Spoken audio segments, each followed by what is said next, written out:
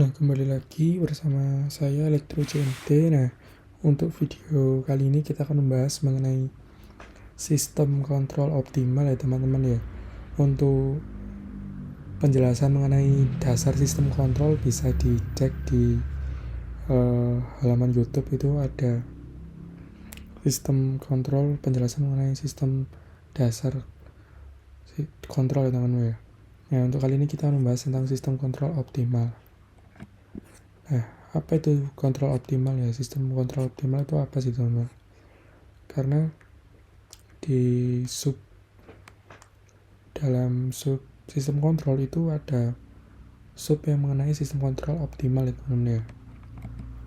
Nah, untuk definisi kontrol optimal itu adalah pendekatan dalam sistem kontrol yang dimana tindakan atau masukan yang diambil pada setiap saat dirancang sedemikian rupa, di garis bawah ya, sedemikian rupa sehingga hasil yang diinginkan dicapai secara optimal ya. Nah, ini melibatkan pemilihan tindakan terbaik yang menghasilkan nilai optimal dari suatu kriteria performa. Jadi bisa dipahami bahwasanya kontrol optimal ini adalah pendekatan suatu sistem kontrol di mana tindakan atau masukan yang diambil setiap saat dirancang sedemikian rupa sehingga hasil yang diinginkan dicapai secara optimal. Jadi kita itu menggunakan kontrol optimal ini apa sih? Merancang suatu sistem yang sedemikian rupa sehingga hasilnya itu optimal atau anggapannya itu sesuai dengan apa yang dituju atau tujuan, bahkan lebih dari apa yang kita mau, karena hasil yang dihasilkan itu optimal teman-teman, performanya itu optimal. Nah, apa perbedaan dengan kontrol konvensional? Jadi ada yang disebut kontrol konvensional. Nah, apa sih perbedaan dari kontrol konvensional dan dengan kontrol optimal? Jadi di kontrol konvensional ini lebih sering fokus pada mengatur sistem agar mengikuti referensi atau tujuan tertentu. Di sisi lain, kontrol optimal ini tidak hanya mencoba mematuhi tujuan ini, tetapi juga berusaha mencapai hasil terbaik dalam arti tertentu. Yang sudah dijelaskan tadi ya teman-teman.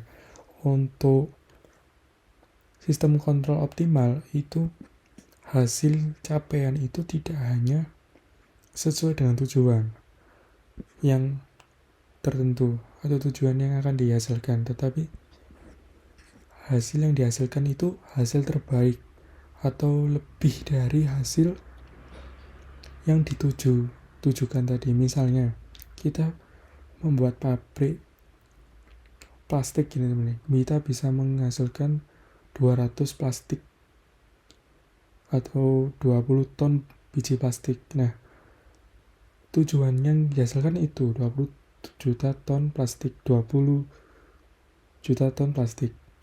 Nah, dengan kita menggunakan sistem kontrol optimal ini, kita bisa menghasilkan lebih dari 20 juta ton biji plastik itu teman-teman ya. Jadi mencapai hasil yang terbaik dari hasil yang ditujukan atau dalam artian tertentu itu. Jadi bisa dipahami, tujuan utama dari kontrol optimal itu adalah mencapai hasil terbaik sesuai kriteria performa yang ditetapkan. Kriteria performa ini berupa biaya yang harus diminimalkan atau output yang harus dimaksimalkan. Jadi tujuan tadi sudah dijelaskan juga ya. Tujuan utama kontrol optimal ini bisa digarisbawahi, biaya yang diminimalkan dan output yang dimaksimalkan. Jadi biaya energi yang misalnya di suatu pabrik itu, pabrik plastik lagi ya, pabrik plastik itu membutuhkan misalnya 20.000 biji plastik itu membutuhkan biaya energi itu sebanyak 20 juta per bulan gitu ya.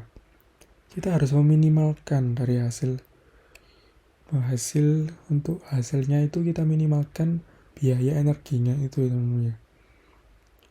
Dan outputannya itu harus dimaksimalkan, kinerja sistemnya itu lebih ditingkatkan, misalnya lebih dari 20.000 biji plastik atau lebih dari apa yang ditujukan gitu teman-teman.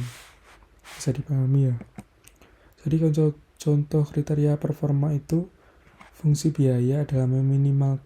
Jadi ada beberapa ya teman-teman, tapi di sini kita akan menjelaskan 3 aja secara umum, yaitu fungsi biaya adalah meminimalkan biaya operasional atau energi.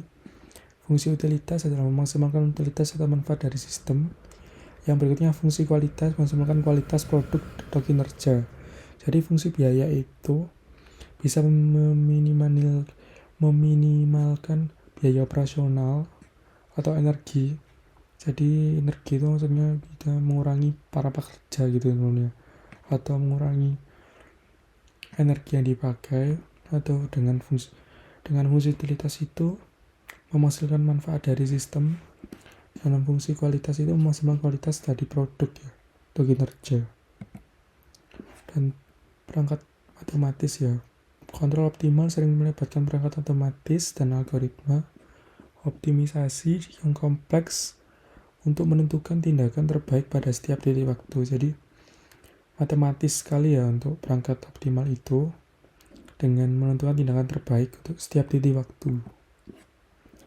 Jadi apa sih kelebihan dari kontrol optimal itu? Memungkinkan penyesuaian yang lebih halus dan lebih akurat terhadap kondisi yang berubah-ubah, karena mempertimbangkan dinamika sistem secara lebih komprehensif. Jadi menggunakan sistem kontrol optimal ini kita lebih mempertimbangkan ya teman-teman, dinamika sistem. Jadi tidak tergesa-gesa ataupun cepat-cepat gitu teman, tapi lebih mempertimbangkan dinamikanya, mempertimbangkan hal-hal yang bisa membuat sistem itu lebih cepat, lebih optimal, lebih kinerja lebih efektif gitu teman, secara lebih komprehensif juga gitu teman. Jadi kelebihannya itu. Nah, sekian dari penjelasan dari sistem kontrol optimal. Nanti kita akan membahas mengenai video-video selanjutnya, bisa dicek di halaman YouTube ya. Terima kasih. Jangan lupa like, subscribe, dan komen.